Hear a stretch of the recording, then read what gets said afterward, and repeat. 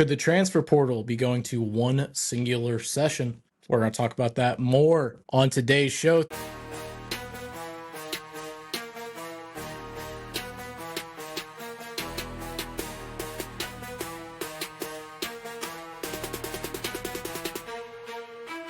Welcome on in. Welcome on in.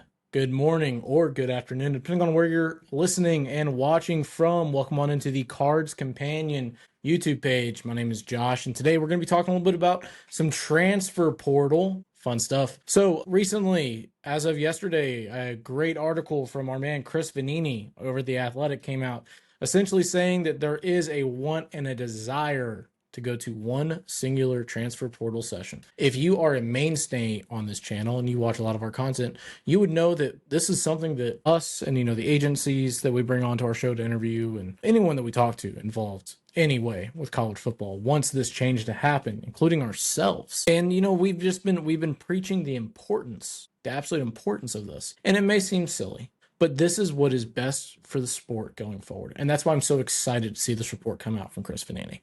Per his report, which, by the way, his report will be listed down below in the description. I highly suggest everyone checks it out, reads it, so you're not just taking my word for it. But check it out at the video. It's really good. Great article, as always.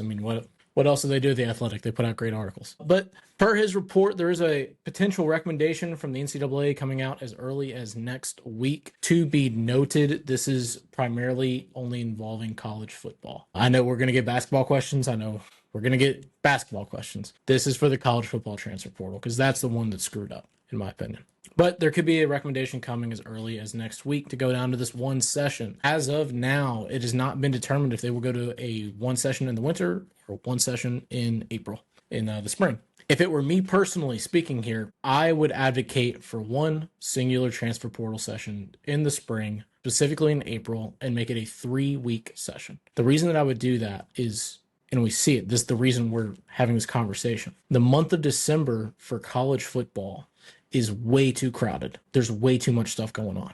You have bowl games, you have the college football playoff, you have the transfer portal, and you have the early high school signing date. Whether you like it or not, when you look at these top 300 level high school kids, they all go in the early high school signing date. It is uncommon to not sign early.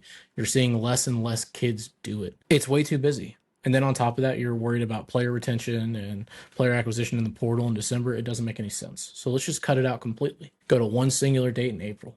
The best part about April as well is ideally you will see programs start to mold their spring practices around this. So they're not running into this portal during spring session. Because if you're in your spring practice session, you know what you need. It's very evident.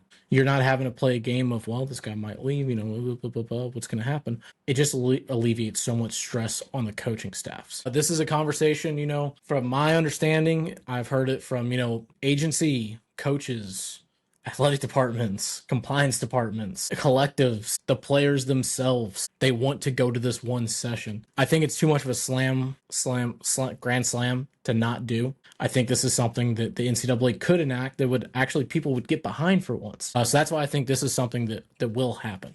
There are always going to be people that say, oh, well, the player rights come first. And you know what, brother? I agree with you. They do. The players should have the right to do anything reasonably that they want. With that being said, though, the 2 transfer portal sessions, it's too much of a headache. It's past for the sport, for the industry that is college football. It's too much of a headache. And there's winners and losers and everything. There will be players that feel like they're getting shafted. And I'm sure you will see articles from the typical journalist that feel like the players are getting shafted in this. But we've heard it from players themselves. I personally have heard it from players on college football rosters. They don't want this. If you're a quarterback and you come to a school in December, you're going to want to know who you're throwing the football to when you go to that school. You're not going to want to have to wait till April. So I think it's a great move. This makes me super excited. This is what people have been asking for. The great thing that this will do as well, this will really change roster construction. Okay, and this is going to alleviate a lot of problems. A lot of problems that folk that play college football, this is going to alleviate. Okay, we all made a big stink about the Nico situation a couple of months ago, and stories started to come out that guys were asking for pay raises during college football playoff. And, pay for plays essentially happened with quite a few schools. Obviously, Nico was the most prominent of those situations. This avoids all that. You're not having guys sit out, threaten to sit out for the college football playoff. This avoids everything.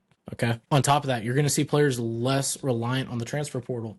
You're going to see less bag chasing. The way it's set up right now, man, you can chase a bag every 4 months. You can chase a bag in December. You can chase a bag in April. Then in July, you get to chase another bag with rev share. It doesn't make sense, does it?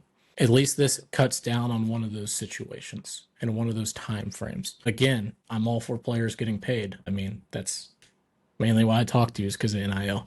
But this takes away a lot of silliness from the equation. Okay. So this is a great change. Again, this is something that we've been talking about now for a year plus. I'm really happy to see the NCAA kind of showing some teeth, getting ahead of something, winning something that's easy to win. With that being said, I'm sure it'll get sued, because everything the NCAA does is sued. If the NCAA changed their primary color from blue to red, they get sued. That's just kind of the situation that they're in right now. But with that being said, thank you so much for watching. Thank you so much for viewing, listening, all that good stuff. Please like, share, subscribe. It helps out the page so much. It really does. But thank you guys for y'all's patronage. You guys have a great day, and we will talk to you later.